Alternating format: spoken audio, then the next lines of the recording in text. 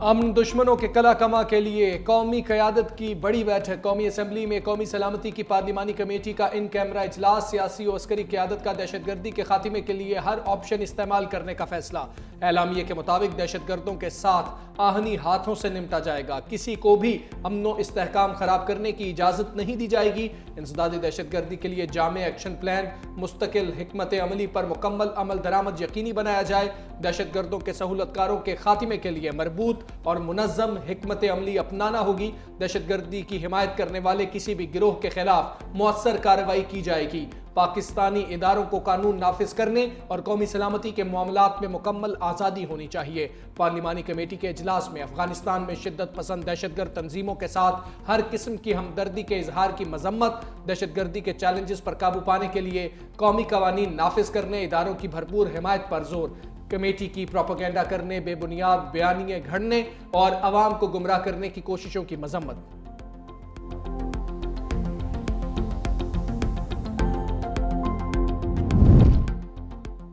मुल्क की सलामती से बड़ा कोई एजेंडा नहीं, कोई तहरीक नहीं, कोई शख्सियत नहीं। आर्मी चीफ का दो टोक पैगाम। कौमी सलामती की पार्लिमानी कमेटी से खिताब में जनरल सैयद आसिम मुनीर ने कहा कि पायदार इस्तेहकाम के लिए कौमी ताकत के साथ तमाम अनासर को हमायगी के साथ काम करना होगा।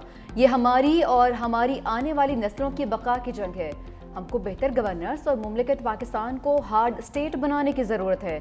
हम कब तक स्टॉप स्टेट की तर्ज पर बेपनाह कुर्बानियों को देते रहेंगे? हम गवर्नेंस के गैप्स को कब तक अफवाज पाकिस्तान और शहदा के खून से भरते रहेंगे? उलमा ख्वारिज की जानिब से इस्लाम की मस्क शुदा तशरीह का पर्दाशाह करेंगे? दहशत गर्दों और उनके सहूलतकारों को नाकाम करेंगे? हमें अल्लाह पर भरोसा है, जो कुछ भी हो जाए इंशाअल्लाह हम कामयाब होंगे।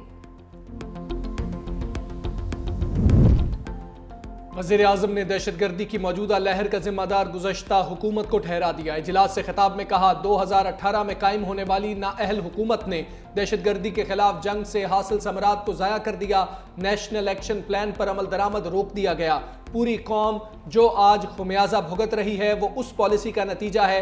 पाकिस्तान आज फैसला कुन मोड़ पर खड़ा है। दहशतगर्दी को एक मरतबा फिर से जड़ से उखाड़ फेंकने के लिए हम सबको आहनी अज़्म का इयादा करना होगा। वज़ीर आज़म ने अहम इजलास में अपोजिशन की अदम शिरकत को अफसोसनाक करार दिया।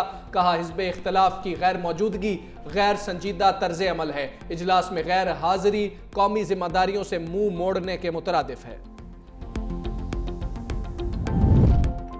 बिलावल भुट्टो जरदारी ने बढ़ती दहशतगर्दी के खात्मे का हल बता दिया। कमेटी से खिताब में कहा कि अफगानिस्तान दहशतगर्दों की अमाज का बन चुका है। अफगान दहशतगर्दी का मामला भरपूर अंदाज में सिफारती सतह पर उठाना होगा। दुनिया को भी अफगान हुकूमत के किरदार से आगाह करना होगा। अपनी खारजा पॉलिसी को मज़ीद मौसर बनाना होगा। जो आग पाकिस्तान में लगी है, हमारे इर्द गिर्द रहने वाले मत समझें कि उन तक नहीं पहुँचेगी। दहशतगर्दों की माली मदद करने वालों का भी पता लगाना होगा। दुनिया खुद को इस खित्ते से अलग थलग नहीं रख सकती है। साहब के हमारे लीडर के साथ मुशावरत ना करने देना मेरा ख्याल है बहुत बड़ी ज्यादती है और इसको हम लोगों ने रिजेक्ट किया है। इसी वक्त इसलिए हमारे सारे साथियों ने इसका अग्री किया कि हम लोग रात के तक मीटिंग चलती रही कि हम लोग बायकॉट करेंगे। ये नेशनल सिक्योरिटी कमेटी का इजलास अचानक कल इन्होंने डिसाइड किया कि हम लोग बुला रहे हैं। हम ये इल्तजा करते हैं कि इमरान खान को पेरोल पे रिहा किया जाए, इस तमाम अमल में शामिल किया जाए, हमारी फिलफौर इमरान खान से मुलाकात कराई जाए। तहरीक इंसाफ का बानी से मुशावरत की इजाज़त न मिलने पर इजलास का बॉयकॉट। वज़ीर आला खैबर पख्तूनख्वा अली अमीन गंडापुर को शिरकत की इजाज़त दी। अपोजिशन रहनुमाओं की मुश्तरका प्रेस कॉन्फ्रेंस। उमर अयूब बोले, बानी पीटीआई से मुशावरत ना करने देना ज्यादती है। कौमी सलामती कमेटी का इजलास बुलाने का फैसला अचानक किया गया। सलमान अकरम राजा ने कहा, मसाइल का हल कौमी डायलॉग में है। बानी पीटीआई को पैरोल पर रिहा किया जाए।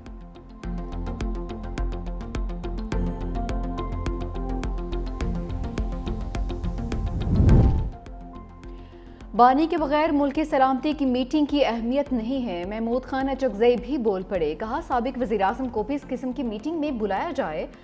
मुल्क की सलामती की मीटिंग्स में जमात इस्लामी के नुमाइंदे भी शरीक होने चाहिए। राजा नासिर अब्बास ने कहा कि बानी को ऑन बोर्ड लिए बगैर जो भी फैसले हुए वो अवामी फैसले नहीं होंगे। अवाम इन फैसलों को कबूल नहीं करेंगे।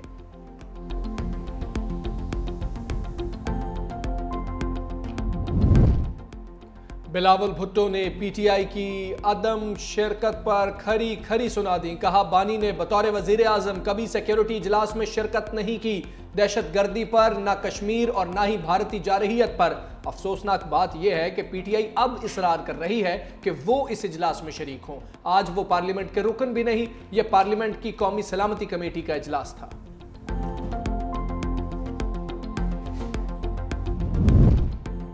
वज़ीर दिफा ख्वाजा आसिफ की पीटीआई पर लफ्जी शैलें। कौमी सलामती कमेटी के इजलास में गुफ्तगू करते हुए कहा कि आज के दिन भी अपोजिशन ने रियासत के बजाय एक शख्स को तरजीह दी है। अवाम को इनका असल चेहरा देखना चाहिए। हमने साबिक दौर हुकूमत में दहशत गर्दी का मुकम्मल खात्मा किया। पीटीआई के दौर में फिर अफगानिस्तान से दहशत गर्दों को लाकर यहाँ पर बसाया गया।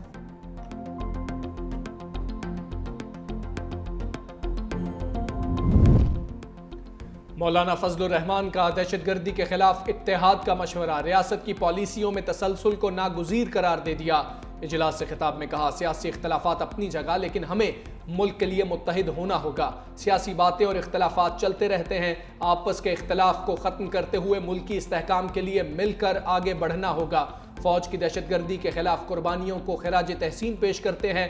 रियासत को किसी की जंग का हिस्सा नहीं बनना चाहिए। अफगानिस्तान के खिलाफ जंग में हिस्सा बनने का नुकसान पाकिस्तान को भुगतना पड़ा।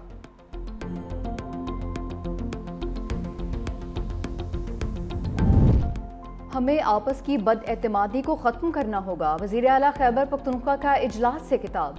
बानी का नाम लिए बगैर सियासी जमातों के दरमियान हम आहंगी पर जोर। कहा फौज पाकिस्तान की दहशत गर्दी के खिलाफ कुर्बानियों को खिराज तहसीन पेश करते हैं।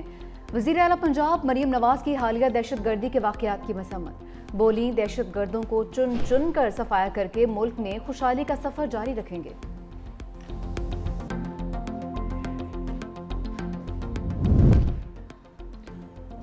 बानी ने कहा मेरी इजाजत के बगैर पार्टी इजलास में शिरकत नहीं कर सकती। अलीमा खान की अडियाला जेल के बाहर मीडिया से गुफ्तगू। मजीद बताया बानी ने कहा कि पार्टी मेरी इजाजत से कौमी सलामती कमेटी में जाएगी।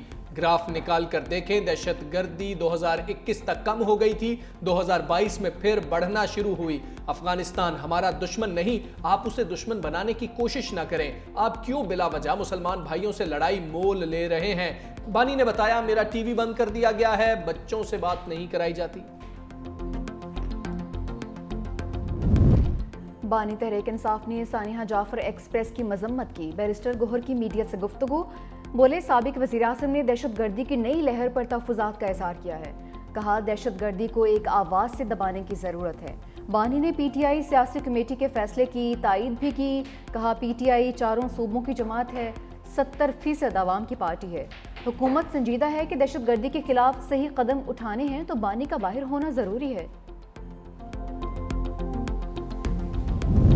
वज़ीरिस्तान के मुख्तलिफ इलाकों में आज कर्फ्यू नाफिज होगा। ज़िला टांग, जनूबी वज़ीरिस्तान और शिमाली वज़ीरिस्तान में पाबंदियों का इत्तलाक।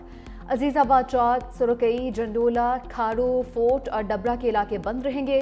स्पिन मस्जिद, आसमान, मनज़्ज़ा, लदा, मकीन, रिजमेक, गिरदई, खरशीन पर पाबंदियाँ। जनूबी वज़ीरिस्तान अपर के बीबी, रखजई, कोटकई और जंडोला में भी कर्फ्यू नाफिज रहेगा।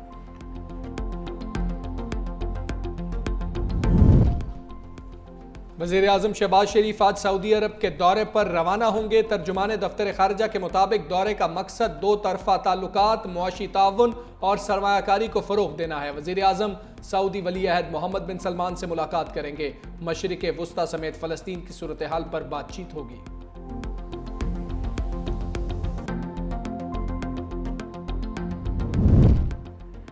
इस वक्त तमाम इदारे किसी और ताकतों के हाथ में हैं। इंसदादी दहशत गर्दी अदालत इस्लामाबाद के जज ताहिर अब्बास सिप्रा के remarks. PTI MP Ali Shah की दरख्वास्त जमानत बाद अज गिरफ्तारी पर समाअत। जज ताहिर अब्बास सिप्रा ने कहा कि हम सब एक गैर मामूली सूरत हाल से गुजर रहे हैं। रिकॉर्ड उन्होंने पेश नहीं करना, ऐसे ही होना है ना।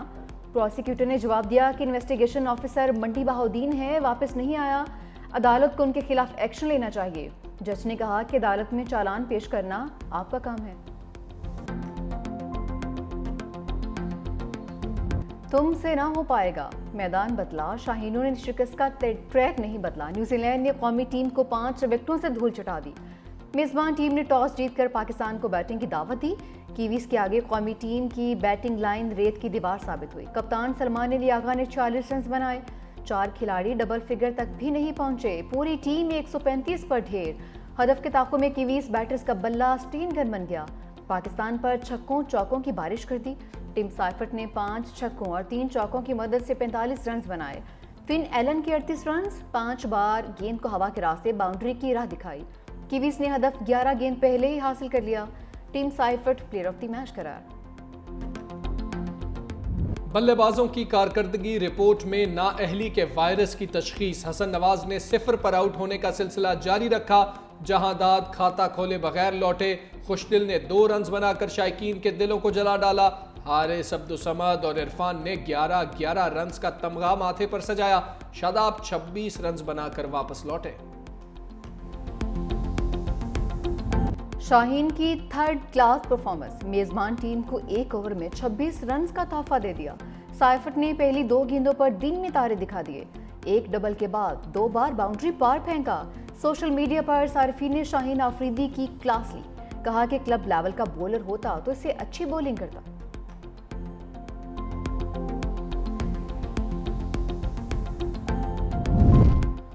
मुस्तफ़ा आमिर कत्ल केस के मुल्जिम अरमुगान की फनकारियां। जिस्मानी रिमांड मुकम्मल होने के बाद अदालत में पेशी। दौरान समाअत मुल्जिम अरमुगान का अपने वालिद से ऐलान ला ताल्लुकी। वकील सफाई के मुताबिक मुल्जिम अरमुगान ने अदालत के रूबरू एतराफ़ जुर्म की ख्वाहिश का इजहार किया है।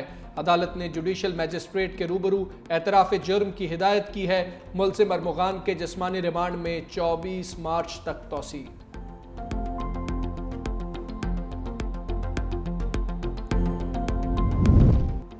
पीसीबी का चैंपियंस ट्रॉफी से नुकसान के भारतीय दावे पर सख्त रद्द-ए-अमल। भारतीय मीडिया में शाया होने वाली खबर को मन घड़त, बेबुनियाद और हकाइक के मुनाफी करार दे दिया। कहा कि चैंपियंस ट्रॉफी से पीसीबी को कोई नुकसान नहीं हुआ। हमें $60 लाख मेजबानी पर मिलेंगे।